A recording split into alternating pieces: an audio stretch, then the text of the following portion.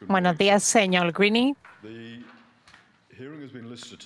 Esta vista se ha convocado hoy también con la posibilidad de continuar mañana para abordar tres temas específicos. Primero, el principal objetivo es que conozca los argumentos sobre el proceso que propone la Comisión para la gestión de material operativo confidencial, aunque, como ya he explicado, este argumento ha desaparecido en gran parte. En segundo lugar, para permitir al equipo de la Comisión ponerle al día y a los principales participantes y al público sobre el ámbito del capítulo 3 de las vistas testificales de la Comisión.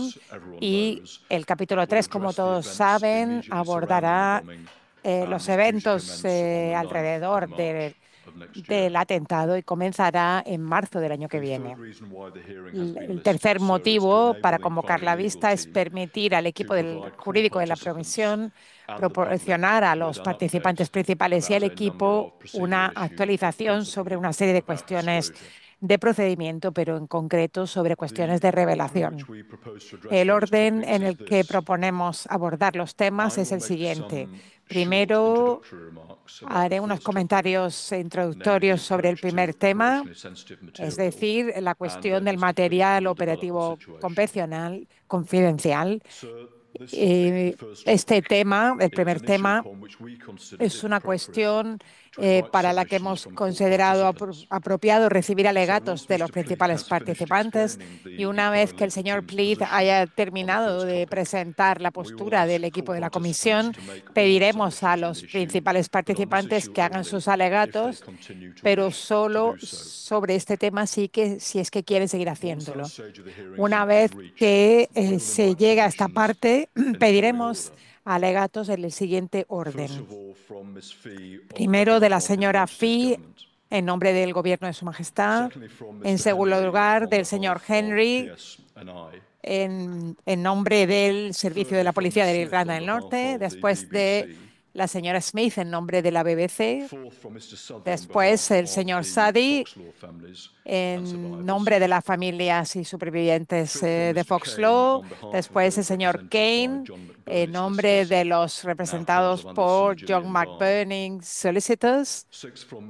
6, del señor Mansfield, en nombre de la familia Rush, representada por el bufete Elevate Law. Después, el señor McCaffrey, en nombre de Campbell Hockey, Roch McDry y P.A. Duffy. Y por último, si se requiere una respuesta por parte del equipo de la Comisión, yo haré esa respuesta. Una vez que hayamos conocido los argumentos de los participantes sobre el primer tema, el señor Delaporte hablará del segundo tema, es decir, el esbozo de lo que abarcará el capítulo 3. Lo que tiene que decir hoy es para fines informativos únicamente, y no vamos a pedir que se presenten alegatos sobre el segundo tema de hoy. Y por último, trataré el tercer tema, es decir, la disposición sobre una actualización de procedimiento. Esta información proporcionada hoy se proporciona únicamente para fines informativos y no vamos a invitar a la presentación de alegatos de las partes principales. Así que ahora paso a los comentarios iniciales sobre el primer tema. La Comisión tiene material en su base de datos de revelación en abierto que debe revelarse a todos los principales participantes, pero que se considera que quizá no se pueda publicar sin censurar parte de la información que incluye que sea operativa, de carácter operativo confidencial. Como explicará en un momento, el material operativo confidencial es el material que no es tan confidencial como para ser reservado, pero que sí contiene información que de publicarse podría ayudar a aquellos que quieran llevar a cabo atentados terroristas u otras actividades delictivas en un futuro. Así que esta línea está bien, se entiende bien y se ha aplicado en otros procesos. El equipo de la Comisión considera que debe haber un mecanismo instaurado que consiga lo siguiente en relación a este tipo de material confidencial. Primero, que garantice que los terroristas u otros delincuentes no reciban ayuda. En segundo lugar, garantiza que los principales participantes reciban material sin retraso injustificado. Y en tercer lugar, respeta el principio de la justicia abierta y transparente. El equipo de la Comisión propone o ha propuesto un enfoque de 3 fases que consideramos que consigue estos objetivos. El señor Pliz especificará los detalles de este enfoque que recibe el apoyo de las familias y que no es objeto de ninguna objeción o objeción significativa por parte de ninguno. En sus alegatos iniciales por escrito, el gobierno de Su Majestad expresó su inquietud sobre esto, pero entendemos que el gobierno ahora acepta, como mínimo en gran parte, que el enfoque propuesto es uno que consigue sus objetivos y que va a funcionar. Por este motivo estamos satisfechos de que se haya alcanzado una solicitud y parece que cuando hay un posible desacuerdo con respecto al enfoque propuesto por la Comisión, es importante que los participantes principales colaboren con nosotros para ver si se puede llegar a un acuerdo. Esto permite a la Comisión centrarse en el trabajo principal y evitar que haya o que tenga distracciones. En sus alegatos, la policía no ha cuestionado el proceso en general que proponemos, pero hizo algunas propuestas constructivas propias sobre el lenguaje utilizado con respecto a las categorías de material operativo confidencial que propone el equipo de la Comisión, y otros participantes también han respaldado la postura propuesta por el PSNI. El equipo de la Confesión ha reflexionado sobre estos alegatos presentados por la policía y ha hecho algunos ajustes al lenguaje utilizado para esas categorías. Y ahora entendemos que las cuestiones que preocupaban a la policía han desaparecido. Por último, la BBC había sugerido que la prensa pudiera informar de forma contemporánea sobre materiales operativos confidenciales que se conociesen durante el transcurso de la vista. La postura del equipo jurídico de la Comisión es que si se hiciera esto, negaría el enfoque que hemos propuesto y que el proceso propone las protecciones adecuadas para proteger los intereses legítimos de la prensa y del público en general. Así que la señora Smith me ha explicado esta mañana que la BBC, a la luz de los alegatos adicionales del equipo jurídico de la Comisión, ya no se oponen a este enfoque, con lo que quedamos agradecidos por esta postura nueva adoptada. Teniendo en cuenta que las inquietudes del gobierno y de la policía y de la BBC ya se han abordado, dudamos que muchos participantes principales o los medios tengan mucho que decir esta mañana y, por lo tanto, creo que concluiremos esta vista durante el día de hoy. Pero a pesar de que el desacuerdo ha desaparecido, consideramos que es importante que el señor Pliz explique con detalles el proceso y lo que implicaría el proceso de gestión de material operativo confidencial, y que se debe entender públicamente. Antes de invitar al señor Pliz de hablar del tema 1, creemos que es importante resaltar que el impulso para llegar a la solución del material operativo confidencial y el trabajo para conseguirlo lo han llevado a cabo el equipo de la Comisión, sobre todo Gabriela Quick y la señora Fox. Han identificado el problema y también la solución. Así que, habiendo hecho estos comentarios iniciales, como he indicado, ahora invito al señor Pliz a que hable con más detalle del tema.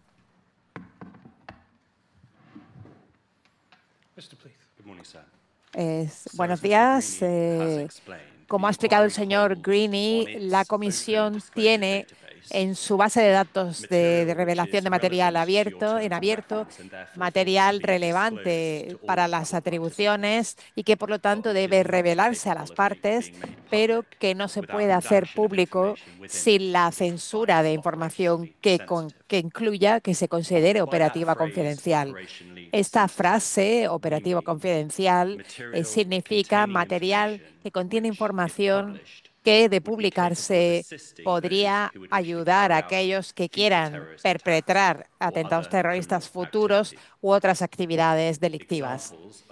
Ejemplos de materiales operativos confidenciales podrían ser información que explica detalles sobre cómo crear la eficacia de un artefacto explosivo improvisado o información que explique técnicas que tienen las agencias de seguridad del Estado para perturbar las actividades de aquellos que participan en actividades delictivas o terroristas.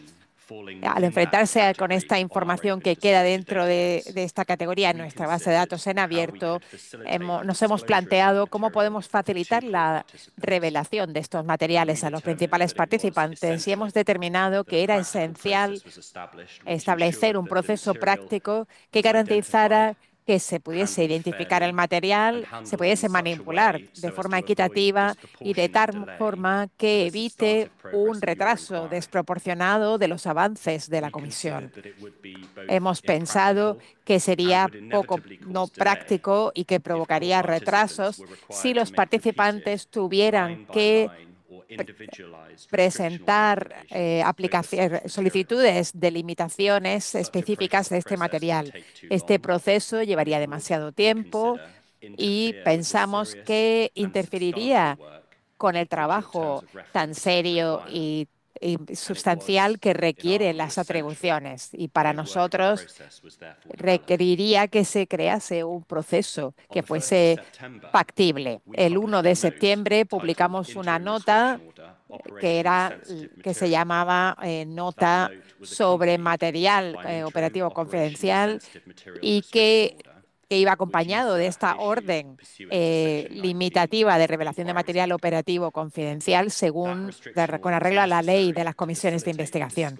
Esta orden era necesaria para facilitar la revelación de materiales confidenciales operativos y también servía para demostrar la finalidad propuesta de la orden definitiva limitativa de revelación de material. Así que ahora le pedimos que dé dos pasos. En primer lugar, que acepte el proceso propuesto para la manipulación y gestión de material operativo confidencial que explicamos en nuestra nota y en los alegatos que preparamos para esta vista. Y por último, que dicte una orden definitiva de revelación, limitativa de revelación de material operativo confidencial que recoja este proceso. En nuestra nota determinamos un calendario para los participantes principales y los medios para que pudiesen presentar alegatos por escritos con respecto al proceso y hemos recibido alegatos de la mayoría de los principales participantes, como ha explicado el señor Greene, así como de la BBC. En estos alegatos orales quiero hablarle de cuatro áreas principales. Primero, el compromiso de la Comisión con respecto a la transparencia. Segundo, el proceso de órdenes limitativas en general, teniendo en cuenta que es la primera vez que se le pide que considere que lo que podría ser una orden limitativa sustancial. Segundo, el proceso para clasificar y divulgar este tipo de material. Y por último, propongo responder a los alegatos recibidos de algunos de los participantes principales, aunque como ya ha dicho el señor Greene, parece que algunos, si no todos, de las objeciones del gobierno y de la BBC ya no se piden. En todo caso, consideramos adecuado abordar estas inquietudes de forma pública, teniendo en cuenta la separación de un proceso totalmente abierto que supondría o que supone este proceso. En cuanto al primer tema, el compromiso de la Comisión en aras de la transparencia, esta comisión se compromete a realizar todo el proceso que se pueda en abierto. La transparencia está incluida en el artículo 18 de la ley y es un componente principal del requisito del artículo 17 que tiene usted de actuar con equidad.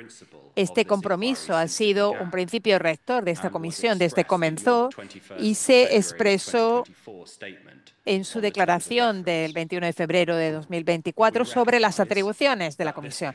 Reconocemos que este compromiso con la transparencia debe ser algo más que palabras.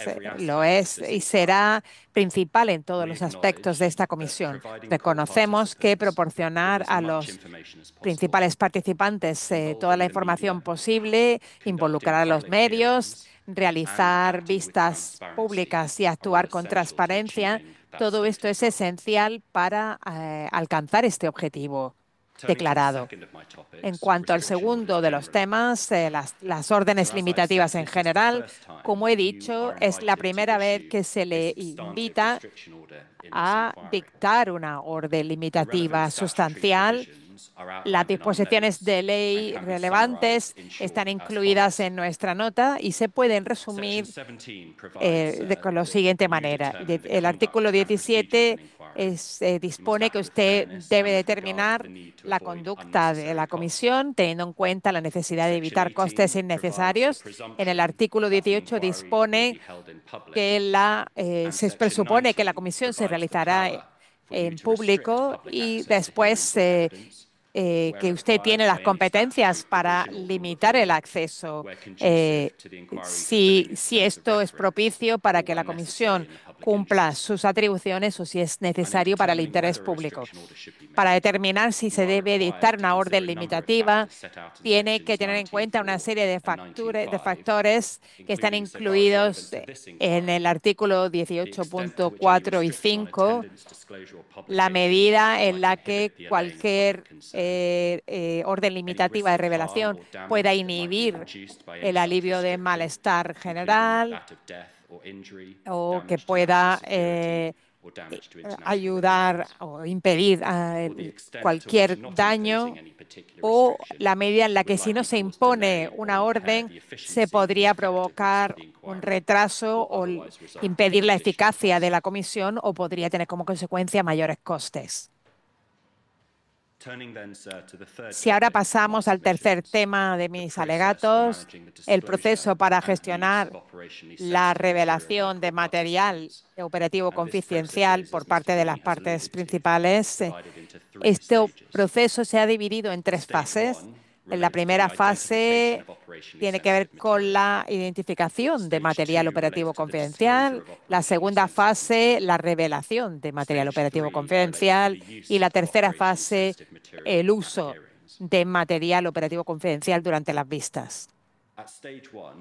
En la primera fase, una vez que se reciba un documento en nuestra base de datos y se determine o el equipo jurídico determine que es relevante, lo evaluaremos de forma provisional para determinar si tiene contenido que sea operativo confidencial, según se definen en las categorías que le pedimos que acepte en esta vista.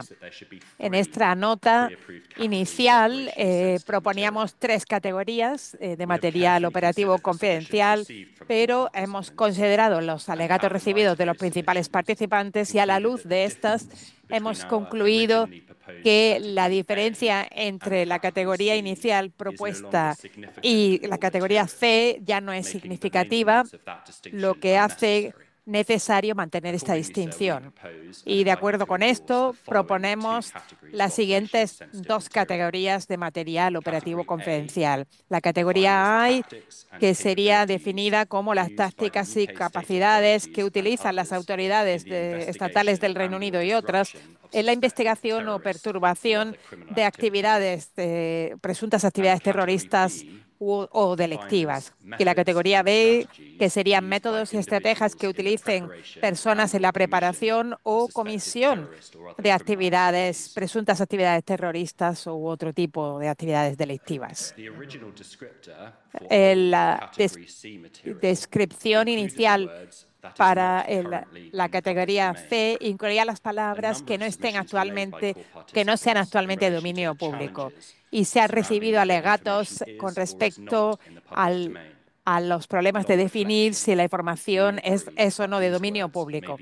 Y por lo tanto hemos llegado a la conclusión de que esta redacción sería difícil de aplicar y por lo tanto no se propone incluirlas en la categoría A, con la que se ha fusionado la categoría C. Pero es importante resaltar que en todo caso consideramos que una consideración muy relevante sobre si el material queda dentro de las categorías de material operativo confidencial es si ya hay conocimiento público de dicha información.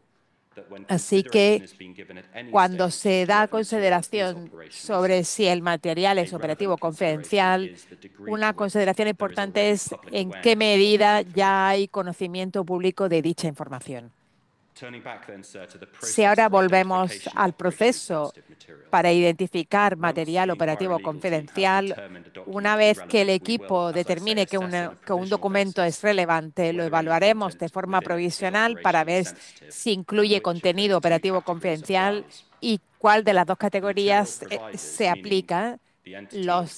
Las entidades que proporcionan el material tendrán que indicar cuando revisen el material si están de acuerdo con el equipo jurídico de la comisión o si identifican más información en un documento que se considere operativa confidencial y de que, por tanto, requiera censura provisional. Prevemos que haya un proceso de debate constructivo y si se llega a la conclusión de que hay documentación operativa confidencial que requiera censura provisional, se aplicará esta antes de revelarse a los participantes principales. De esta manera, no se retrasará el acceso a los principales participantes de este material. Esto será el caso incluso si el equipo de la comisión no está de acuerdo con la censura provisional, aunque esperamos que esta situación sea poco habitual. Pero si está de acuerdo o no está de acuerdo, de todas formas prevemos que la entidad que proporciona el material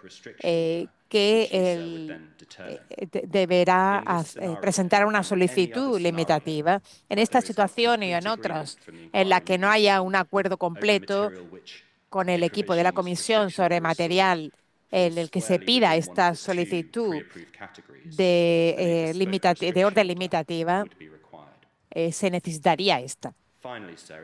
Y por último, si la entidad que presenta el documento dice que incluye material tan confidencial que no se puede revelar a una de las partes, se podrá abordar mediante un proceso de órdenes de carácter reservado.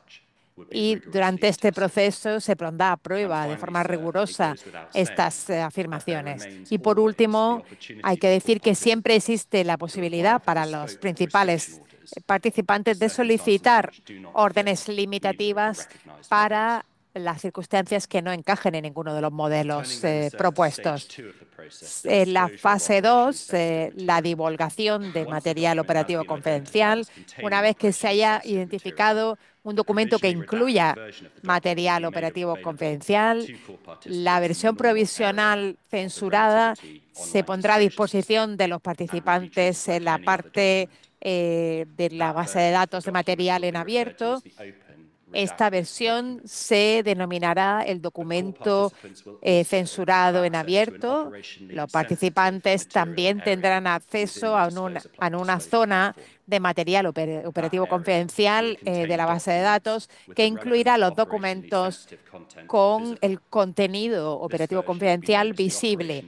Y esta versión se denominará el documento operativo confidencial y estará etiquetado con este material y tendrá una marca de agua con el texto operativo confidencial. Estos documentos solo se divulgarán a personas específicas, los participantes principales y su representación letrada, y la orden limitativa que lo acompañe supondrá ciertas restricciones en su manipulación, es decir, que no se podrán descargar o imprimir, no se podrá hacer capturas de pantalla ni tomar imágenes de dichos documentos. En la fase 3, que se refiere al uso del material, reconocemos que el acceso a los documentos en la fase 2 explicada es el primer paso y los principales participantes deben poder usar esos documentos de forma eficaz en los alegatos y las vistas. Debería decir que no hay nada en el proceso de estas OSRO que quieran limitar o inhibir la capacidad de los principales participantes para hacer preguntas o hacer alegatos sobre cuestiones de operativas confidenciales. La orden limitativa que proponemos solo hace referencia al material operativo confidencial y dispone que las preguntas sobre este tipo de material se celebre en una vista de material operativo confidencial. El equipo jurídico de la comisión, los participantes y sus representantes letrados, los medios acreditados y cualquier otra persona que usted autorice por escrito son los que tendrán acceso a estos. Consideramos que es apropiado y necesario crear este proceso predeterminado sobre quién puede asistir a este tipo de vista, lo cual proporcionará coherencia, aunque reconocemos que en circunstancias especiales o excepcionales podría ser necesario crear otras disposiciones. Pero esta posibilidad no debe eliminar las ventajas de acordar un proceso predeterminado que se espera que se pueda cumplir en la mayoría, si no en todas las situaciones. Una vista de material operativo confidencial solo sería necesaria si, con motivos convincentes, se deban hacer preguntas a los testigos sobre el material operativo confidencial. Por supuesto, prevemos que algunas vistas limitadas, restringidas, serían inevitables, pero se deben tomar muchas medidas para hacer que sean innecesarias. En concreto, la representación letrada podría formular las preguntas de manera que se pueda eliminar la necesidad de hacer referencia al material operativo confidencial.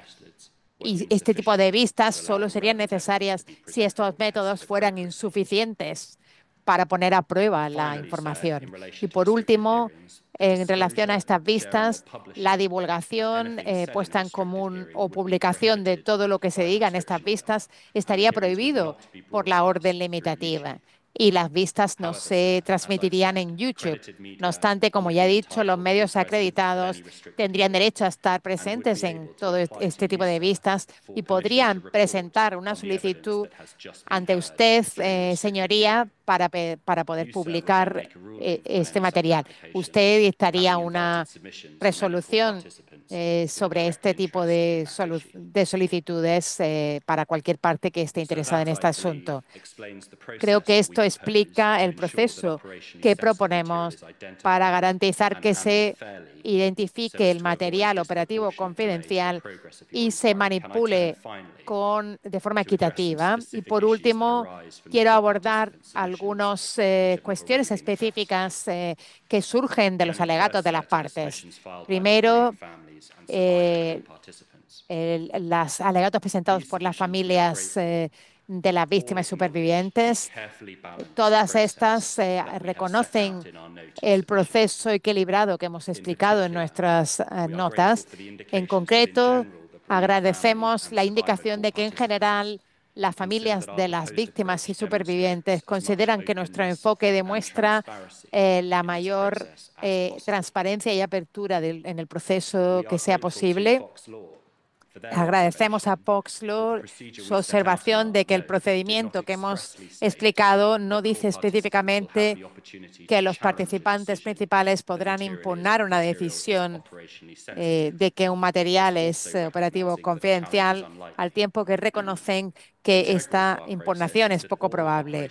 Nuestro proceso incluye que todas las censuras a nuestros materiales operativos confidencial son provisionales, porque se seguirán revisando durante el transcurso de la comisión y se podrían eliminar o modificar si se identifica más información sobre tal censura. Además, si en todo caso todos los participantes principales que quieran presentar una queja sobre un material, sobre la clasificación de material como confidencial, tienen la oportunidad de hacerlo. Creemos que el punto de partida debe ser tratar el tema con el equipo de la comisión y si no se ha resuelto, como cualquier otra parte del proceso, se le pedirá a usted que tome la decisión. Si ahora pasamos al alegato del gobierno que plantea inquietudes sobre si el proceso es adecuado o práctico en las circunstancias de la comisión, como hemos dicho el señor Green y yo, tenemos información de que la mayoría, si no todas, las cuestiones que preocupan al gobierno ya no se van a considerar o se van a plantear, pero consideramos que es apropiado eh, tratar de las cuestiones propuestas en una vista en abierto. En su alegato, el gobierno estableció que el intento de establecer una distinción clara entre material operativo confidencial y reservado podría no ser posible porque el material podría ser muy confidencial y si la divulgación del material podría crear daño. No aceptamos que las preocupaciones del gobierno de Su Majestad estén bien fundamentadas. Consideramos que el enfoque basado en categorías que hemos establecido es tanto legítimo como necesario y apropiado y proporcionado para proteger este material confidencial. El alegato escrito del gobierno dice que puede que haya material confidencial que no pueda divulgarse, incluso si se llevara a cabo un compromiso de confidencialidad por el un riesgo de daño. Nuestro proceso ya contempla varias medidas que podrían mitigar todas las preocupaciones que ha mencionado el Gobierno de Su Majestad, que, como decíamos, no consideramos que sean válidas. En primer lugar, el proceso de restricción para material sensible confidencial solo es para aplicarse el material que se va a tratar en el proceso, pero que no debe hacerse público. Nunca tiene que aplicarse a material reservado, porque estos materiales atañen a asuntos de seguridad nacional. Se circulará una nota separada, cuando sea apropiado, acerca de cómo gestionar el material reservado y del proceso para solicitar órdenes limitativas para este tipo de material. Si el gobierno percibe que cualquier documento o texto es tan confidencial que no puede abordarse como confidencial operativo y solo puede abordarse a través de un proceso cerrado o reservado, por supuesto tendrán la oportunidad de indicarlo. En segundo lugar, esperamos que cualquier material declarado reservado por abordar asuntos de seguridad nacional no se nos proporcionará a través de la plataforma de divulgación abierta y, en consecuencia, este tipo de material podrá identificarse fácilmente. En consecuencia, no aceptamos la preocupación por escrito del gobierno acerca del valor o la utilidad de este proceso. Incuestionablemente hay material que poseemos que puede divulgarse a los participantes principales, pero que no se puede hacer público sin censura. Este tipo de material es el que aborda este proceso. Si existe un material tan confidencial que no puede divulgarse por razones de seguridad nacional, entonces eso se puede abordar a través del proceso de orden limitativa para material cerrado o por reservado. Y si ningún proceso es apropiado, entonces siempre queda la opción, como con cualquier parte del proceso, que los participantes hagan una solicitud de limitación o personalizada según las circunstancias. Por último, en cuanto a los alegatos de la BBC, que, según entendemos esta mañana, han apartado o han retirado. La BBC sugería por escrito que la prohibición propuesta de la publicación de cualquier cosa dicha sobre material confidencial sensible, a menos que se pidiera permiso y usted lo concediera, em, iba en contra del proceso de justicia abierta, pero no estamos de acuerdo con esto. El punto de partida es que los medios acreditados pueden asistir a las audiencias donde se trate con material confidencial. El contenido es esencial para tener en cuenta la orden restrictiva de este material. Solo se aplica al material que haya sido evaluado y se haya determinado que el contenido es confidencial y recae dentro de una de las categorías predeterminadas. Si la publicación sobre el debate sobre este material que se da en una audiencia de material confidencial puede revelar un material reservado, esto solo se podrá hacer a la luz de lo que se diga en la audiencia. No sería lógico e iría en contra de los propósitos de la orden de limitación que los medios pudieran informar en tiempo real de cualquier cosa dicha en una audiencia de material confidencial operativo. El proceso que proponemos no es novedoso. Es un proceso que se lleva a cabo en muchas otras comisiones de investigación. Ya haya riesgo o probabilidad de que se mencione el material confidencial. Al final de este proceso, usted, presidente, por su propia moción o por una solicitud de los medios, podrían indicar qué partes de la audiencia no se pueden, de las de ellas no se puede informar. Es un proceso totalmente colaborativo que rara vez acaba con una impugnación. Aquí termino con todos los temas que quería mencionar y les invito a respaldar el proceso propuesto para gestionar el material operativo confidencial, como se describe en la nota. Y por último, tenemos aprobar la orden final.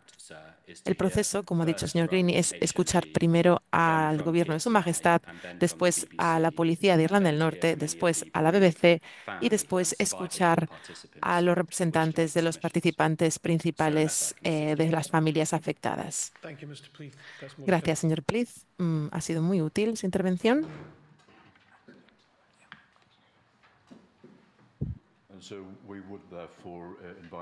Ahora invitamos al representante del Gobierno de Su Majestad a que pronuncie sus alegatos. Buenos días, señora Fee. Buenos días. Como saben, yo presento en nombre del Gobierno de Su Majestad, ayudada por el abogado señor Reid y por la Oficina de Abogados Penales del Gobierno. Me gustaría decir, para empezar, que el Gobierno de Su Majestad agradece a la Comisión el proceso y la consideración tan minuciosa de los alegatos por escritos hechos por el Gobierno y por todos los participantes principales sobre el tema complicado del material confidencial operativo. Como explicaré, la nota reciente de la Comisión del 4 de noviembre de 2025 ha aclarado y ha definido el proceso propuesto y ha respondido a muchas de las preguntas de nuestro alegato escrito y ha aliviado muchas preocupaciones clave. Como sabe la Comisión, el Gobierno ha estado trabajando con diligencia para la divulgación y ha trabajado con la Comisión para garantizar que el material relevante se proporciona de la forma más eficiente posible. Con una gran cantidad de material proporcionado hasta ahora, reconocemos el desafío al que se enfrenta la Comisión a la hora de analizar un proceso para abordar grandes volúmenes de material que algunos no pueden divulgarse en abierto. Aceptamos que un proceso claro y sólido para gestionar la divulgación va en interés de todos los participantes principales. La Comisión tiene los alegatos por escritos del Gobierno sobre el proceso propuesto establecido en la nota del 29 de agosto de 2025. Este proceso aborda material que no se puede publicar sin censuras por su confidencialidad, su naturaleza de confidencial operativa. En el párrafo 2 de la nota de agosto, la Comisión describió este material como material que, si fuera publicado, podría ayudar a aquellos que desearan llevar a cabo atentados terroristas en el futuro u otras actividades criminales y que, en combinación con otros otro material que ya es de dominio público o que contiene otra divulgación pudieran ayudar a aquellos que desearan llevar a cabo atentados terroristas en el futuro u otras actividades criminales. La nota de agosto de la Comisión proponía abordar el material confidencial operativo de forma diferente a otro material confidencial, y los alegatos por escrito nuestros de agosto de 2025 planteaban muchas preocupaciones acerca de cómo iba a funcionar el proceso en la práctica. Muchas de estas preguntas han sido respondidas de forma muy útil gracias a la nota de la Comisión de octubre del 2025.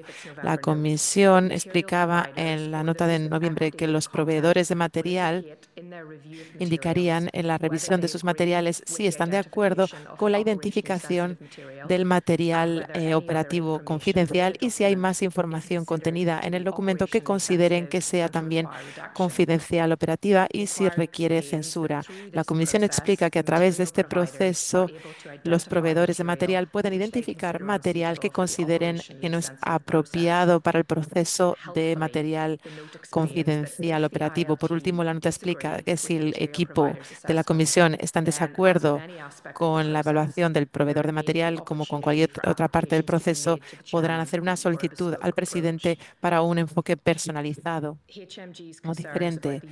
Las preocupaciones del Gobierno acerca del uso de la terminología confidencial, operativo y de dominio público en el párrafo 11 se han abordado también en la nota de noviembre de la Comisión. En resumen, la preocupación del Gobierno acerca de establecer una distinción clara entre el material reservado y el material confidencial operativo ha sido aliviada por poder solicitar al presidente un enfoque personalizado si fuera necesario en un caso específico. Por último, la refinación que ha propuesto la Comisión en la nota de noviembre acerca de la formulación de las categorías propuestas también han ayudado a abordar la preocupación práctica del funcionamiento del proceso que tenía el Gobierno de Su Majestad. Hemos prestado mucha atención a los alegatos escritos de las familias y los participantes principales y a la nota de noviembre de la Comisión. Y no queremos dedicar más tiempo en esta audiencia mencionando los puntos de la nota de octubre. Entendemos la dificultad del proceso y damos las gracias de nuevo a la Comisión por la consideración cuidadosa de todos los alegatos escritos y por la nota que emitió en respuesta. Muchas gracias por su ayuda y por su enfoque constructivo. Ahora invitamos al señor Henry a que haga cualquier alegato que desee hacer en nombre del Servicio de Policía de Irlanda del Norte. Buenos días, señor Henry. Buenos días, presidente. Voy a ser muy breve. Como sabe, comparezco en nombre de la Policía de Irlanda del Norte. Aquí también está el señor Thompson y la señora Kelly.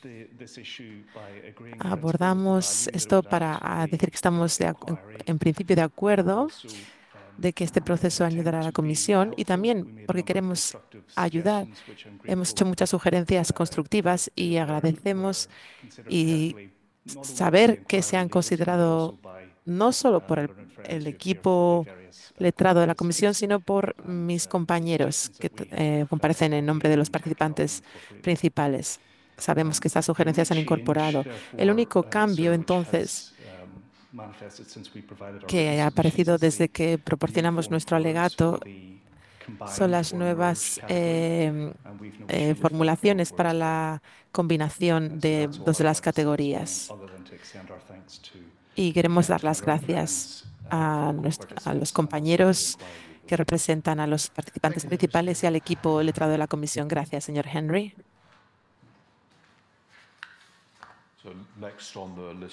A continuación, comparecerá la señora Smith en nombre de la BBC.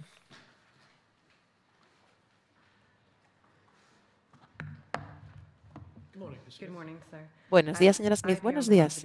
Comparezco en nombre de la BBC con los abogados de Carson McDowell. Al principio queremos decir que reconocemos que en los alegatos escritos de las familias se desprende que desean que no haya demoras en el proceso y que desean un enfoque pragmático En ese contexto es importante decir que la BBC tiene la intención de trabajar de forma constructiva con la Comisión y cuando haya problemas los abordaremos y los resolveremos de la forma adecuada para no demorar el proceso. Voy a ser muy breve, teniendo en cuenta también las preocupaciones mencionadas en nuestro alegato escrito por la clarificación y las modificaciones de la nota de la Comisión. La BBC puede decir que no se opone al orden final, a la orden final propuesta por el equipo letrado de la Comisión, pero por algunos de los comentarios que han hecho el equipo letrado de la Comisión en cuanto a cómo abordan los comentarios de la BBC, queremos aclarar la postura que teníamos. En primer lugar, con la categorización del material confidencial operativo. Desde el principio habrá quedado claro que la BBC no se opone a la restricción de material confidencial en principio y le parecía bien la categorización del material como se propuso inicialmente, como la propuso el equipo jurídico de la Comisión. A este respecto, el alegato de la policía y del gobierno era lo que preocupó a la BBC, en particular las preocupaciones mencionadas acerca del concepto de dominio público, en la medida en la que podía afectar a las categorías de este material. BBC decía que el concepto de dominio público es algo que se aplica a menudo, lo aplican los tribunales y las cortes cuando tienen que considerarse aplicar una orden restrictiva. Cuando una comisión ya habla de temas de dominio público, es un factor muy importante. Aunque la BBC está convencida y satisfecha con el enfoque enmendado de la Comisión, en el que el presidente tendrá en cuenta la consideración del material confidencial operativo, hay que tener en cuenta el grado de conciencia que existe sobre esa información. El contenido de los alegatos hechos por el gobierno y por la policía de Irlanda del Norte siguen preocupándonos en cuanto a la idea de que el material periodístico pueda caer fuera de asuntos considerados de dominio público.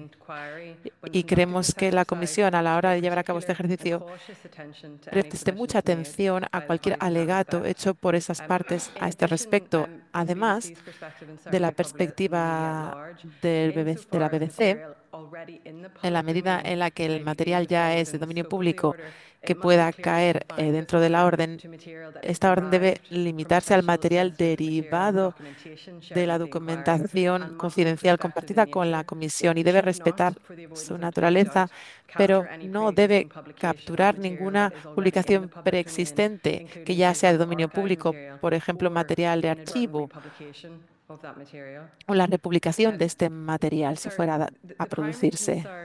La principal preocupación que tiene la BBC con respecto al enfoque que se va a adoptar para el material operativo confidencial era el enfoque propuesto para la información sobre este material que se divulgará en una audiencia de material confidencial. Y esta mañana se ha mencionado que la BBC alegaba que había que informar en tiempo real el contenido de esta audiencia, pero la BBC nunca ha alegado esto. Nos preocupaba cómo se iba a determinar el proceso de informar después de una audiencia de material confidencial. A la BBC le preocupaba particularmente la propuesta de que la Comisión pretendía prohibir la publicación de cualquier cosa que se dijera en una vista de material confidencial, a menos que se solicitara permiso y lo concediera el presidente. La BBC había señalado que la Comisión no tenía forma de saber cómo iba a responder cualquier testigo a las preguntas y entonces la BBC pensaba que no podía decirse que todo lo dicho, cualquier cosa dicha durante una vista de material confidencial operativo iba a divulgar el material confidencial operativo. Parece que está de acuerdo el equipo letrado de la Comisión, que esta solo es una cuestión que se puede determinar en base a los hechos particulares de la audiencia de ese día. La principal preocupación era que, en contra de la autoridad jurídica, la carga de la prueba, la carga se ponía no en la parte que buscaba la restricción, sino en los medios, que los medios tenían que solicitar el permiso para informar sobre cualquier cosa dicha, incluso si este tema no había divulgado el material confidencial en cuestión. El enfoque que contiene el la nota del equipo de la comisión hacía que la restricción fuera la posición por defecto y requería que tuviera la carga los medios de comunicación de solicitar informar sobre estos asuntos. Gracias a la aclaración y a la modificación de la postura que se ofrece en la nueva nota de la comisión, ahora vemos que se contempla que al final de cualquier audiencia de contenido confidencial, el presidente, por su propia voluntad o por la solicitud de los presentes, indicaría sobre qué partes se puede o no informar en público. Gracias a esta aclaración, a la BBC le parece bien el proceso propuesto. Parece que ahora el presidente decidirá por su propia voluntad sobre qué asuntos se puede o no informar, manteniendo los principios de la justicia abierta para facilitar la publicación, la información adecuada del contenido. La BBC está deseando trabajar de forma colaborativa con la Comisión cuando se planteen problemas y espera que no se planteen problemas para empezar, gracias al compromiso de evitar las vistas de material confidencial si es posible. Entonces, con esto queremos concluir nuestro alegato. Muchas gracias.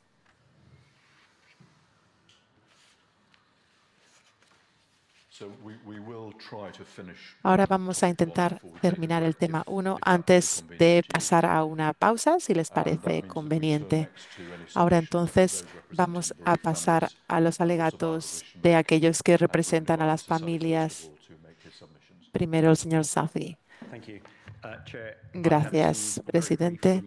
Voy a hacer un comentario muy breve. En nombre de los participantes principales a los que represento, en primer lugar, queremos celebrar el hecho de que parece que haya un acuerdo, un consenso, y como resultado tenemos un enfoque pragmático, acordado y consensuado. En este contexto, agradecemos al equipo jurídico de la Comisión por su arduo trabajo a la hora de obtener un enfoque pragmático. Estamos de acuerdo con lo que se ha dicho esta mañana, es decir, que es importante que este tipo de temas o problemas no se conviertan en una distracción.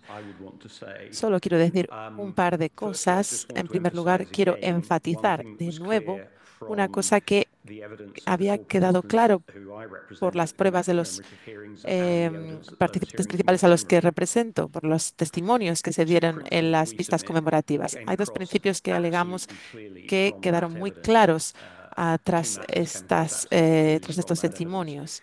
Dos asuntos. En primer lugar, los participantes principales quieren garantizar que se investigan plenamente todas las cuestiones, porque ellos creen que esta va a ser su última oportunidad de llegar a la verdad. Esto es relevante porque una parte importante de este proceso es garantizar que se investiga plenamente todo y garantizar que los participantes principales pueden participar tan plenamente como sea posible. En segundo lugar, es también importante que cualquier demora se evite. Esto es importante porque existe una clara necesidad de garantizar que cualquier proceso no acabe resultando en demoras, porque una sobrecomplicación puede crear demoras. De nuevo, a la luz de esto, celebramos la nota con fecha de 4 de noviembre de 2025 preparada por el equipo jurídico de la Comisión. Nos parece que estas notas del equipo jurídico buscan reflejar los principios y las preocupaciones de los participantes principales que acabo de mencionar. En particular, estamos de acuerdo con que es importante que los participantes principales vean el material lo antes posible, como se dice en el párrafo 2b de la nota del 4 de noviembre.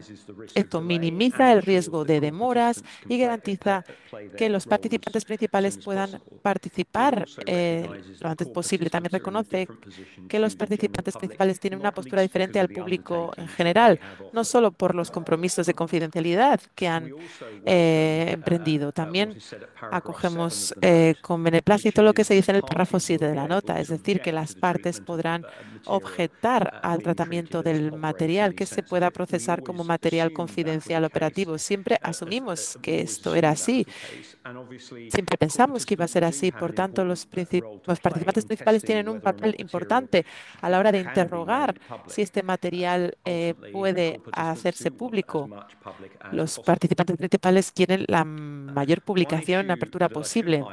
Un tema que quiero mencionar, que hemos podido debatir esta mañana con el equipo jurídico de la Comisión, es una preocupación que teníamos acerca de la nota anterior del 29 de agosto de 2025, que decía que necesitábamos motivos convincentes antes de que un testigo sea interrogado sobre un material confidencial operativo. Siempre entendimos que la intención de esto era vincular esto con el párrafo 36 de la nota, es decir, que las preguntas deberían hacerse de forma que se evitara la necesidad de hacer referencia al material operativo confidencial. Esto nos parece importante y no lo objetamos.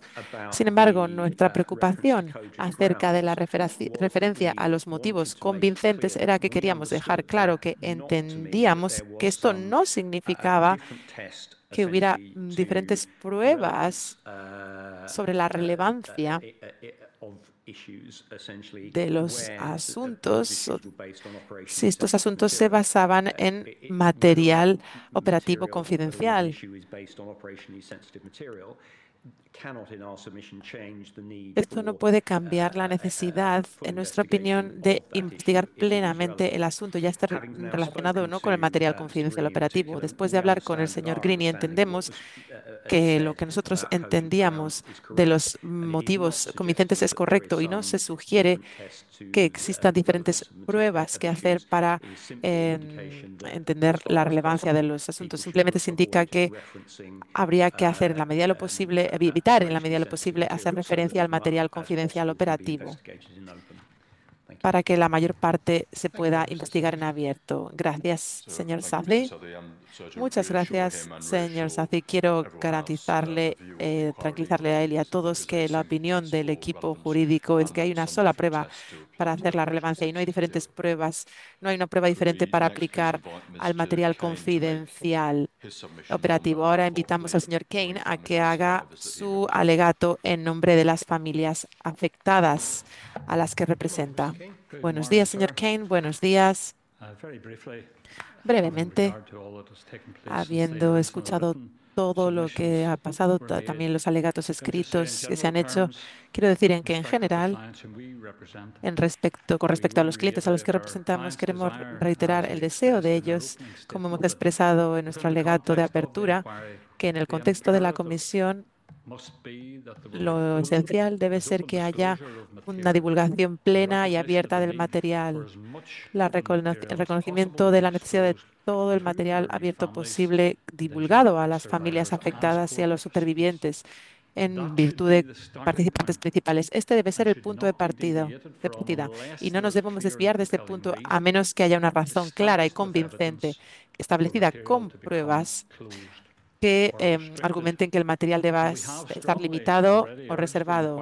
Ya hemos instado firmemente a la Comisión y lo hemos reiterado en el alegato por escrito que cuando apliquemos la prueba relevante, la Comisión debe adoptar un enfoque sólido, contundente, en respaldo a los intereses de los supervivientes y las familias y divulgar el material o partes del material siempre que sea posible hacerlo. De nuevo, reiteramos que hay que hacer un juicio equilibrado y estos juicios equilibrados siempre deben ir en su favor.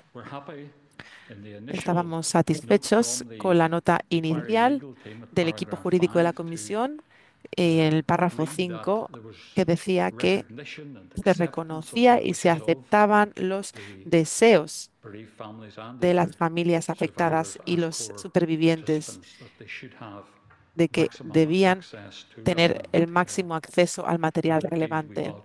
Y de hecho celebramos la indicación de que se han tenido en consideración sus preocupaciones. Brevemente, a partir de los alegatos por escrito, quiero hacer dos comentarios breves. En cuanto al alegato del Gobierno de Su Majestad, reiteramos lo que dijimos en nuestro alegato escrito, que las partes reglamentarias que tiene usted como presidente en virtud de la ley de comisiones garantizan que todo el material relevante, sujeto, por supuesto, a cualquier objeción planteada por cualquier participante principal, es algo sobre lo que usted debe dictar, y observamos la visión de todas las familias compartida por el equipo jurídico de la Comisión en su nota actualizada, párrafos 7 y 11. En el párrafo 6 del alegato del Gobierno de Su Majestad, hablan de la distinción clara, una línea clara entre el material reservado y el material operativo confidencial. Celebramos el enfoque en este sentido que se ha adoptado por parte del equipo jurídico de la Comisión en el párrafo 8 de la nota actualizada. Continuando, en nuestro alegato por escrito, instamos a la Comisión a que se resistiera a la sugerencia del Gobierno del párrafo 9 de introducir una nueva definición no de por ley basada en la confidencialidad. Y de nuevo celebramos la reticencia del equipo jurídico de la Comisión, como han explicado en el párrafo 10 de la nota actualizada, y nos parece totalmente apropiado. Sobre el asunto del material de dominio público hemos señalado de nuevo, y puede ser un problema, habiendo indicado la necesidad de aclaración sobre este tema, expresamos una opción, pero de nuevo, estamos satisfechos con la solución que ha sugerido el equipo jurídico de la Comisión y con el enfoque adoptado en el párrafo 27. El Gobierno de Su Majestad en el párrafo 11, por desgracia, han utilizado un lenguaje muy extremo acerca de lo que hablan de lo que definen como especulación rampante. Creemos que esto introduce la posibilidad de que haya asuntos legítimos que se desestimen como, como crítica constructiva. Y en nombre de las familias a las que representamos, consideramos que esta terminología tan subjetiva parece que quieren resistir la divulgación, no sirven bien al Gobierno de Su Majestad.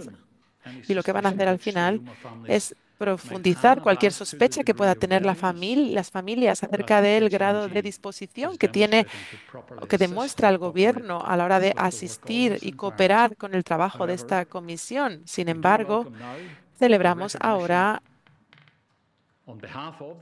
que el Gobierno haya reconocido que este enfoque no se debe continuar, y también la aceptación de la postura establecida por el equipo jurídico de la Comisión como la forma adecuada de avanzar sobre este tema. Aparte de estos comentarios, no tenemos ninguna observación adicional que hacer, aparte de respaldar el documento del equipo de la Comisión y agradecerles el trabajo realizado a ellos, además de a otras partes, en haber podido llegar a un acuerdo que esperamos que evite que se produzcan retrasos en nuestro objetivo común de hacer avanzar esta comisión. A continuación, vamos a escuchar al señor Mansfield en nombre de la familia Rush. He pedido permiso para seguir sentado. Es un motivo. No tengo nada que añadir, aparte de decirles que gracias a su equipo, en concreto, acogemos que se haya llegado a un acuerdo entre todos. Gracias. Y esto significa que oiremos al señor McCaughey en nombre de las familias que representa.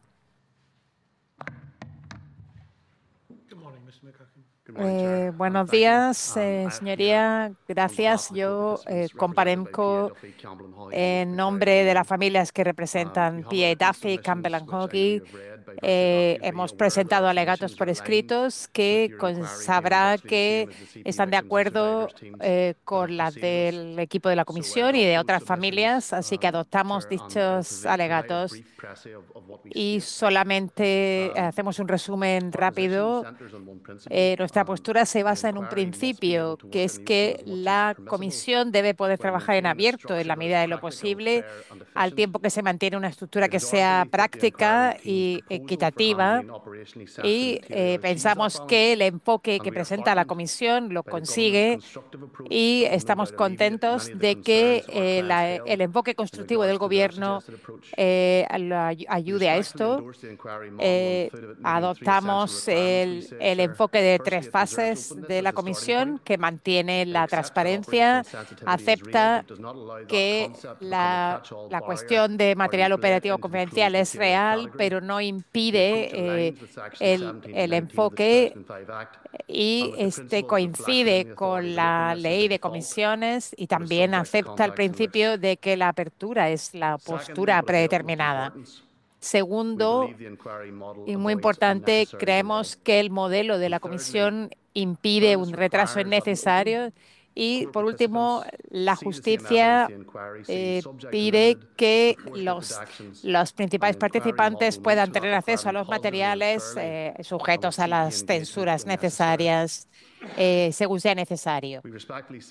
Decimos que el enfoque de la comisión en el que el material reservado queda dentro de un sistema específico y el material operativo confidencial también, sin sacrificar la transparencia y la participación. Así que agradecemos a la comisión el enfoque adoptado. Como ya se ha dicho, las familias que representamos quieren una comisión que avance y que permita tener la confianza del público y creemos que el modelo de la comisión lo conseguirá. Muchas gracias, señoría. Creo que hemos llegado, pues hemos escuchado a todas las partes que presentaron alegatos por escrito. Corréjanme si me equivoco. Y entonces queremos dar las gracias a los principales participantes por representación de las familias y también de los participantes estatales y a los medios de comunicación por mostrar su colaboración. Hemos llegado al siguiente punto, que todos aceptan o no se oponen al proceso propuesto de gestión de material operativo confidencial, incluyendo las categorías que ha descrito el señor Pleath, y todos o aceptan que se dicte la orden limitativa definitiva que facilita este proceso o por lo menos como muy mínimo no se oponen a esta. Por tanto, le pedimos a que usted, señoría, proporcione una resolución breve en la que dicte la orden definitiva y, mientras tanto, la orden provisional continuará en vigor. Y a menos que tenga algo que añadir, haremos una pausa antes de pasar al siguiente tema, que es el capítulo 3. Antes de hacer eso, señor Greene, quiero observar que la vista de hoy, que tenía que ver con la gestión eficaz y rápida de grandes cantidades de documentación, es una que en ausencia de un proceso de trabajo podría haber afectado a la comisión de una forma muy exigente, pero el enfoque colaborativo que han adoptado todos los participantes hoy parece que ha dado lugar a un resultado acordado que permitirá a la Comisión adaptar un enfoque práctico y eficaz para continuar con la revelación de los materiales que se han comentado. Ese resultado me parece que demuestra el valor del proceso de presentar alegatos por escritos, intercambiarlos, revisarlos con un enfoque constructivo y con una mente abierta. Y es un modelo que se ha demostrado que tiene éxito hoy y se podría utilizar en un futuro para cualquier cuestión que se pueda plantear. Y me parece que es un proceso al que se debe dar consideración de su adopción en un futuro. Muchas gracias. Como ha sugerido, voy a dictar una resolución por escrito en breve.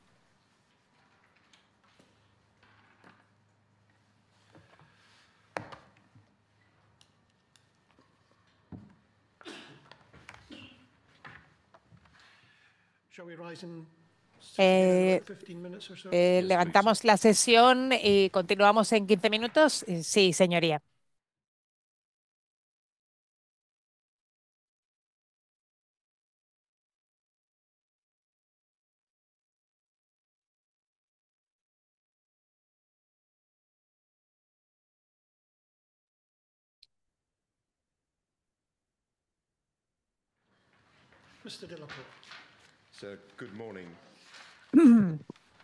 Buenos días.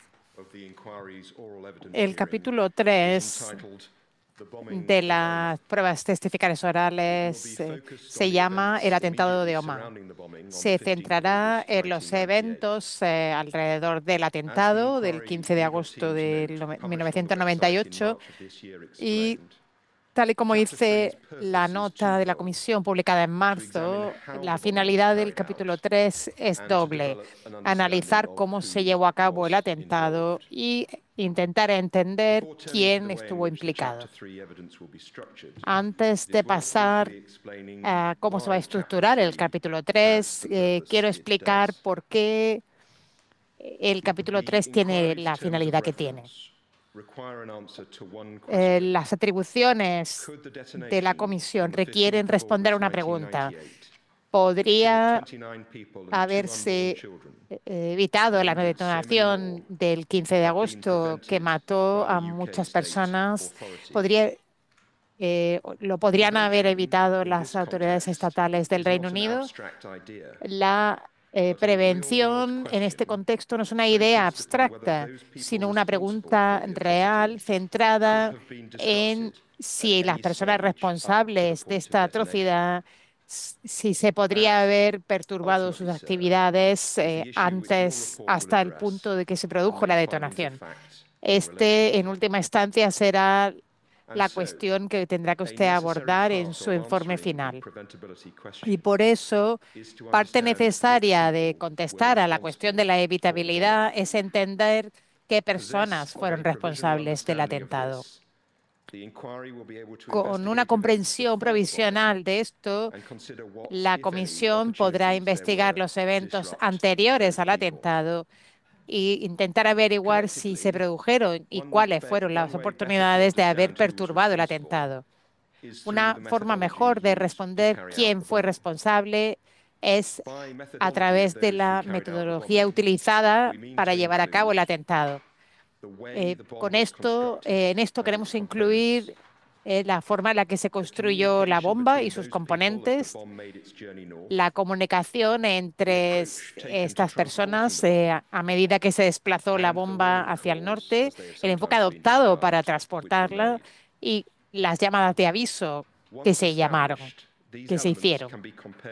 Una vez que se haya determinado estos elementos, se pueden comparar con otros incidentes terroristas anteriores para identificar otras actividades terroristas en las que participó ese mismo grupo.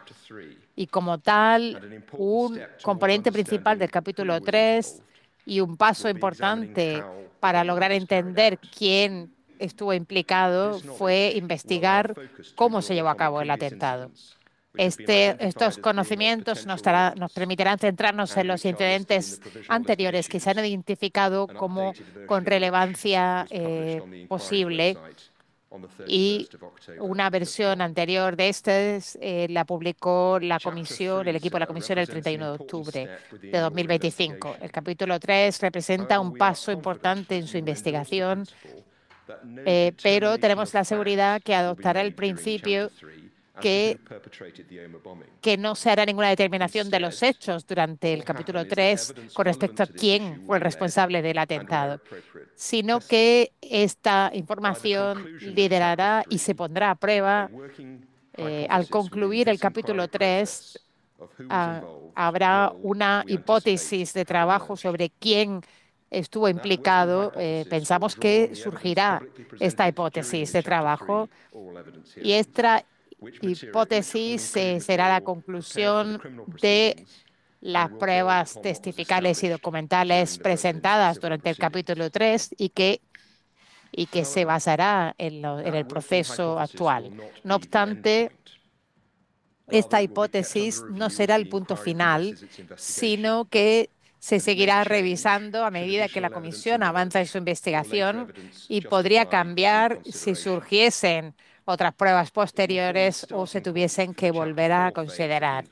Formará el punto de partida para la fase del capítulo 4, es decir, la parte que tendrá en cuenta los incidentes anteriores para determinar cuáles llevaron a cabo las personas implicadas en el atentado de Omagh, qué investigaciones abiertas se centraron en esto y qué conclusiones se llegaron, y qué otros pasos, si es que los hay, deberían haberse dado para poder llegar a poder rebatir estas actividades antes de que tuviera lugar el atentado.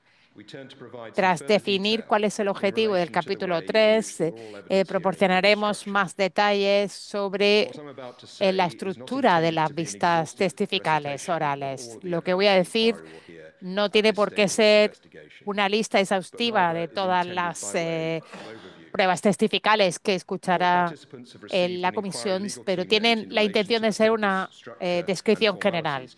Los participantes han recibido una nota de la comisión que habla de las formalidades y la estructura de esta, y lo que yo voy a hacer tiene como fin complementar esa nota y permitir comprenderla mejor. La vista testifical oral se dividirá en 10 partes. En la parte 1, el letrado de la comisión presentará las pruebas testificales que se conocerán durante este capítulo.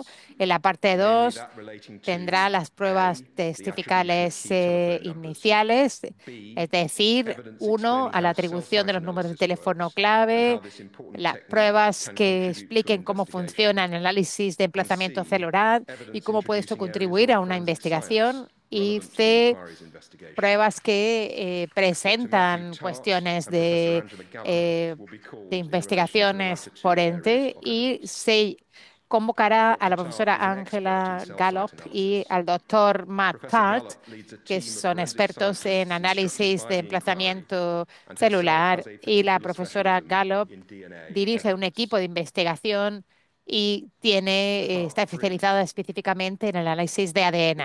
En la parte 3 se centrará en el periodo del 12 al 14 de agosto de 1998, durante el cual se robó y se preparó el coche bomba.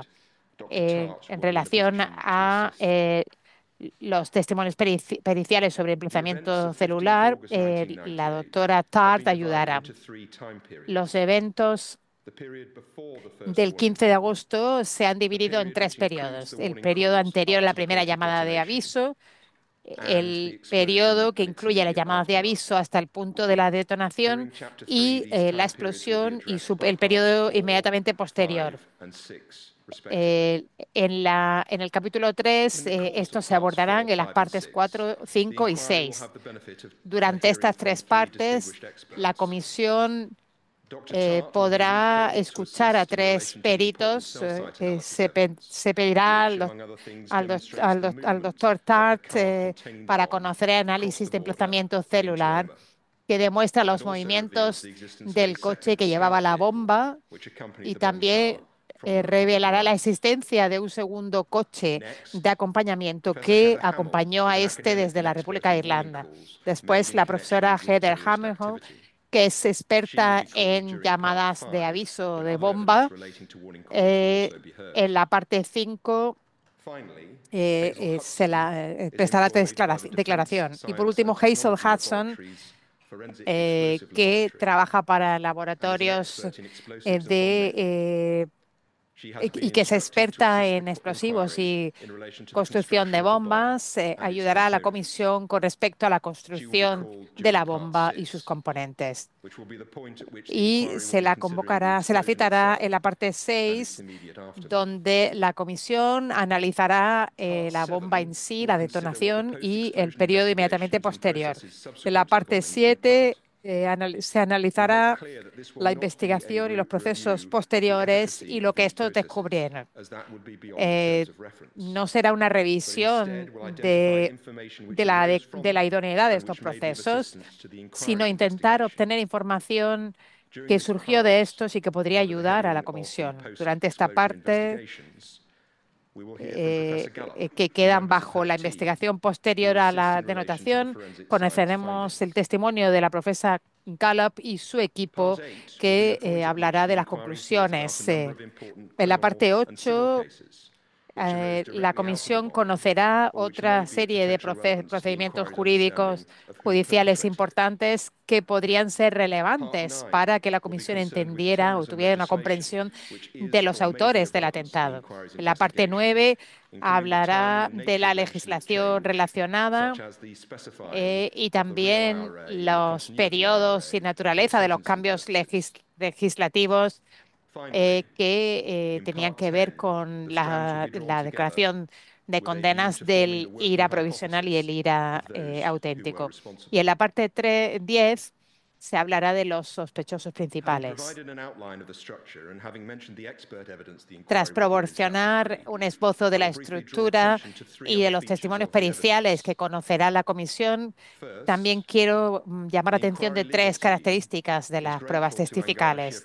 El equipo de la comisión da gracias a la Garda Síochána, a la Policía de Irlanda del Norte y el Ministerio, que han proporcionado declaraciones de secuencia de eventos en nombre de sus organizaciones. Estas pruebas testificales se presentarán en relación con las pruebas testificales de la Garda Síochána. El señor Greene dará más información sobre esta. En cuanto a la prueba testifical de secuencia de eventos de la Policía de Irlanda del Norte, los principales participantes han recibido ya información sobre el inspector jefe Peter Billingsley. El resto la ha recibido la comisión, el equipo de la comisión, y se divulgará al resto de los participantes principales. La siguiente fase son los resúmenes de las pruebas testificales que están siendo preparadas por el equipo de la comisión y se distribuirán a las partes antes del comienzo del capítulo 3, con invitaciones a comentarios. En tercer lugar, el equipo de la comisión también está preparando resúmenes de los muchos procesos que fueron posteriores al atentado y también los procedimientos judiciales relativos a estos. También la comisión pedirá invitaciones a comentarios sobre estos. Somos muy conscientes de que muchos participantes principales conocen o conocieron o estuvieron implicados en estos procesos. Como se ha dicho anteriormente, en este contexto, el equipo de la comisión aprecia la contribución que tienen que hacer los participantes. El enfoque adoptado es para permitir gestionar toda la información y para que se presente de forma eficiente, y para eso apreciamos todas las aportaciones que puedan hacer los participantes para alcanzar este objetivo. Y por último, Quiero hacer tres observaciones adicionales para concluir. La primera es que el equipo de la Comisión agradece las contribuciones de todos los participantes principales en la preparación que ha tenido lugar hasta la fecha. Se ha hecho ya mucho trabajo para el capítulo 3, pero todavía queda mucho más por hacer.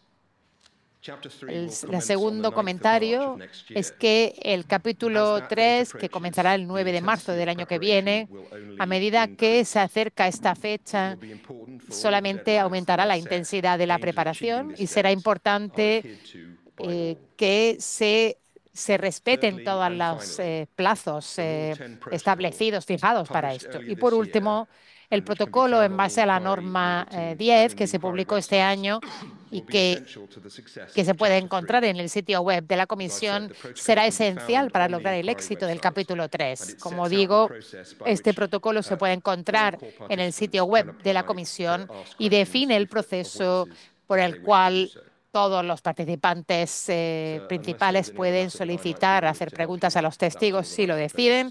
Así que no hay nada más con lo que le pueda ayudar, eso es todo lo que pretendo decir. Muchas gracias.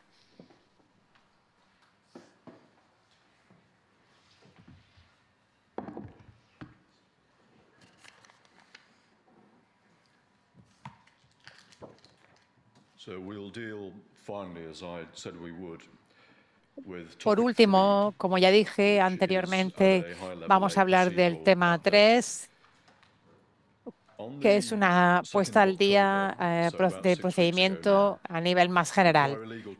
El 2 de octubre, el equipo de la Comisión proporcionó una nota de actualización a todos los participantes. Esta nota tenía 37 páginas y proporcionaba gran cantidad de detalle. Y lo que voy a decir ahora ya lo conocerán los participantes, pero es importante que proporcionemos un resumen de lo hecho y en qué situación nos encontramos para todos. Y aparte de lo que voy a decir, también será nuevo. Nos vamos a centrar en el trabajo hecho por la Comisión de recopilación de documentación que usted, señoría, necesita para cumplir sus atribuciones. Desde que se estableció oficialmente, el equipo de la Comisión ha emitido una serie de solicitudes en virtud de la norma 10 para la divulgación de pruebas y testimonios que pueden ser aplicables a las atribuciones de la Comisión y su lista provisional de asuntos. Estas solicitudes se han hecho a los principales participantes y a las entidades que proporcionan información tanto en el Reino Unido como en la República de Irlanda. No queremos detallar todas las personas o organizaciones que hayan recibido tales solicitudes y tampoco describir el contenido de dichas solicitudes, porque para poder hacerlo necesitaríamos un segundo día. Pero lo que vamos a hacer es hacer una indicación en general de la amplitud y la escala del trabajo realizado hasta la fecha. Se han hecho solicitudes en virtud de la norma 9 al Gobierno de Irlanda. Esto ha incluido una solicitud de presentación de material para los fines del trabajo de la Comisión y la preparación de las vistas testificales orales del capítulo 3. Como ya se ha explicado antes, esto ha supuesto una presentación de pruebas testificales centradas en los eventos de la República de Irlanda relevantes al periodo del 12 al 15 de agosto de 1998 y respaldará el trabajo similar que se ha hecho o que han hecho el PSNI y el Ministerio de Defensa. La presentación del Gobierno de Irlanda y la explicación de narrativa que acompaña se ha recibido muy recientemente, la ha proporcionado el Gobierno de Irlanda. Y su señoría y los demás participantes pueden tener la tranquilidad de que seguiremos trabajando con el Gobierno de Irlanda para determinar cómo se van a presentar sus materiales en el capítulo 3 y cómo van a prestar declaración a algunos de sus oficiales relevantes. El Gobierno de Irlanda también ha respondido a otras solicitudes de la norma 9, aunque no en su totalidad, y recientemente ha creado reglamentos específicamente para respaldar la Comisión de Investigación del Atentado de Omagh y estamos agradecidos al Gobierno de Irlanda por lo que ha hecho hasta la fecha, pero queremos resaltar que todavía queda mucho trabajo pendiente. Si dejamos de lado el Gobierno de Irlanda, se han hecho muchas peticiones en virtud de la norma 9 al Gobierno de Su Majestad en las diferentes partes. Apreciamos el diálogo constructivo que hemos tenido con el equipo jurídico del Gobierno, que incluye reuniones periódicas para tratar la divulgación de información. Y aunque no quiero decir algo evidente, es importante que el Gobierno y todas las entidades que proporcionan información, es importante que cumplan el calendario establecido por la Comisión y que se adhieran a los procesos establecidos, sobre todo si esos procesos o sistemas ya se han utilizado y comprobado en otras investigaciones. No queremos investigar o identificar todas las partes del Estado británico a los que se han hecho solicitudes en virtud de la norma 9, pero podemos decir que se han hecho esas solicitudes a menudo varias solicitudes, el Home Office, incluido el Cabinet Office, el Ministerio de la Presidencia, la Comunidad de Inteligencia, el Ministerio de Irlanda del Norte, el Ministerio de Asuntos Exteriores, el Ministerio de Defensa, el Ministerio de Hacienda, el Departamento de Ciencia, Innovación y Tecnología, el Laboratorio de Defensa y Tecnología, la Agencia Nacional del Crimen, la Oficina de Competencias de Investigación, el Sistema de Acreditación del Reino Unido, el Servicio de Ciencia Criminalística de Irlanda del Norte y el Comité de Inteligencia y Seguridad del Parlamento. Además, esto no sorprenderá a nadie, se han presentado solicitudes según la norma 9 a organismos de la policía. Se han hecho muchas solicitudes al Cuerpo de Policía de Irlanda del Norte. El equipo de la Comisión ha colaborado de forma cercana con el PSNI y sus abogados para poder hacer avanzar las peticiones y para que se prioricen las más urgentes.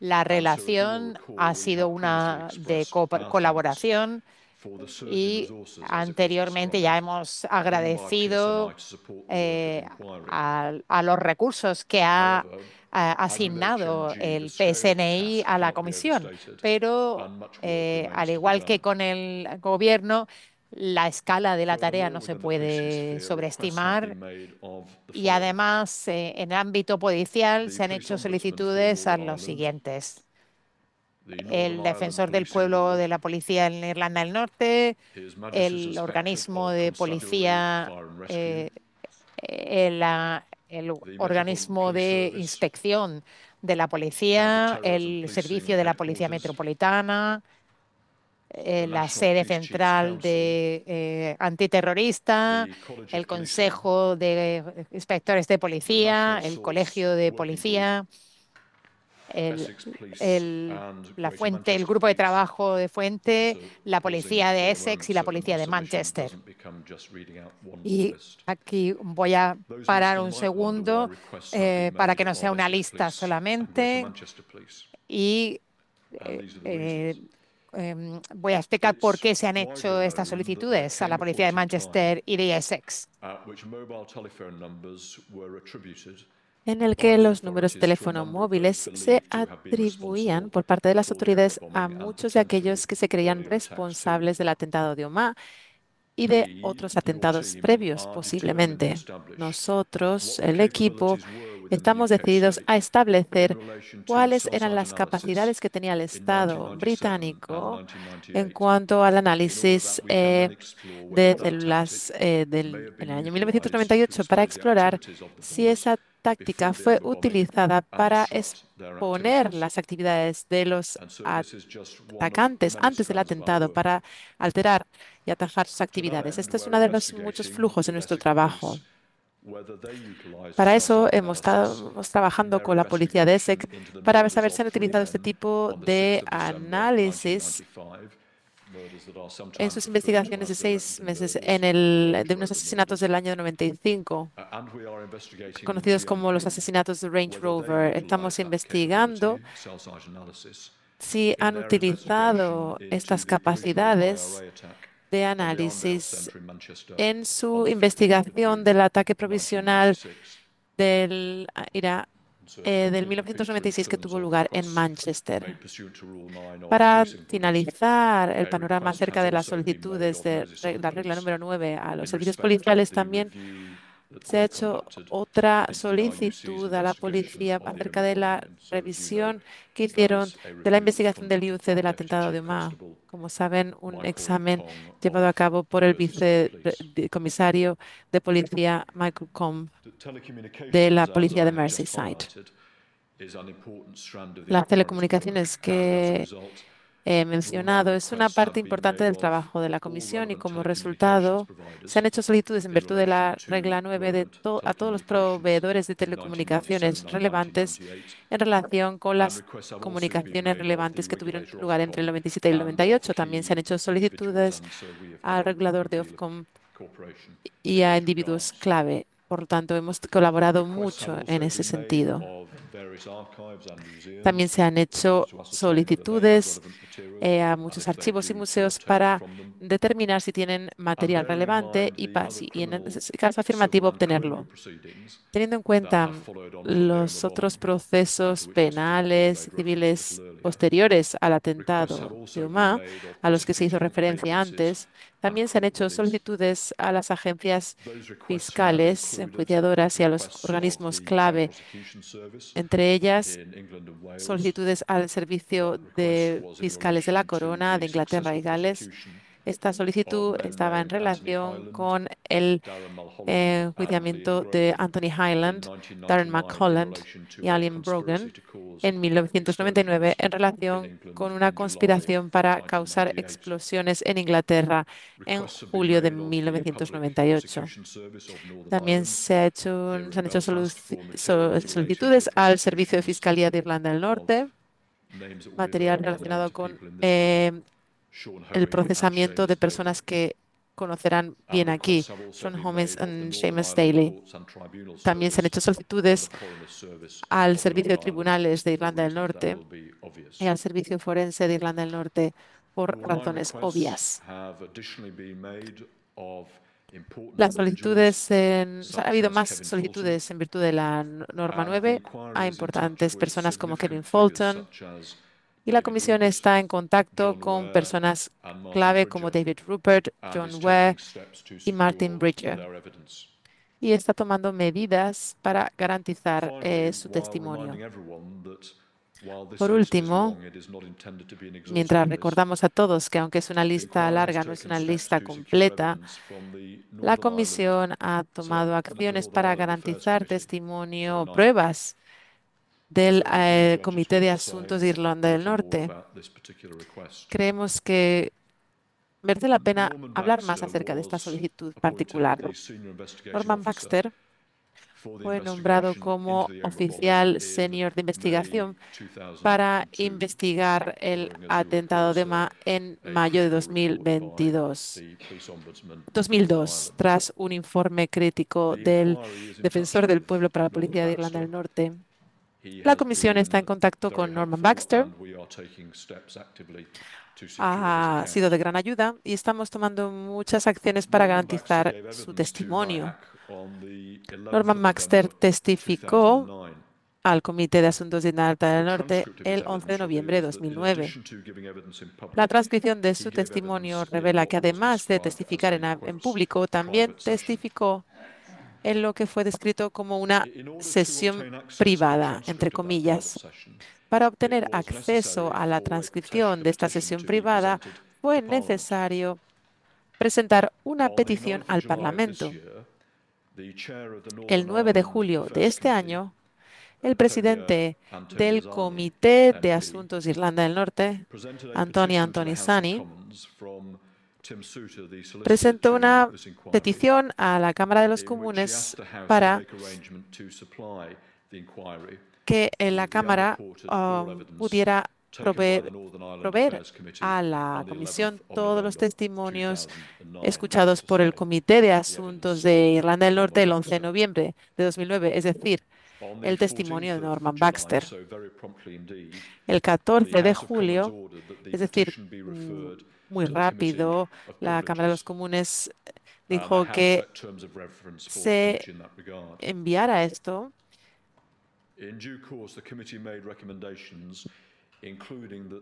A su debido tiempo, el comité hizo recomendaciones, incluyendo que la transcripción se proporcionara a la comisión. Esto se debatió en la Cámara el 29 de octubre, es decir, hace 2 semanas, y la recomendación del comité se adoptó.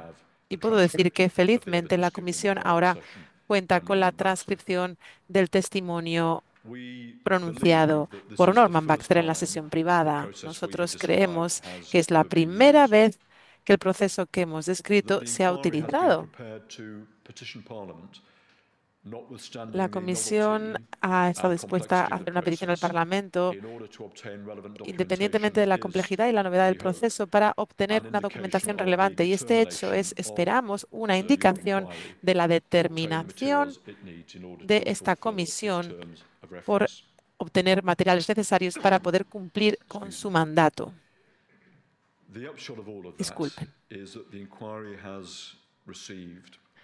Al final, la comisión ha recibido lo que espero describir sin exagerar como una gran cantidad de documentación sobre la que sigue trabajando para identificar qué es relevante, para que lo que sea relevante se pueda divulgar a los participantes principales.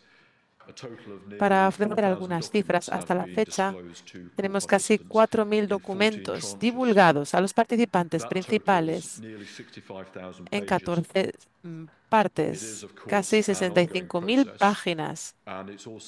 Por supuesto, es un proceso en curso, un proceso exhaustivo, y muchos de la comisión, del equipo de la comisión, han contribuido a este proceso. Eso es todo lo que tenemos que decir en cuanto a la divulgación. Esperamos que lo que hemos dicho sea de ayuda para los participantes principales y sea de interés para el público en general.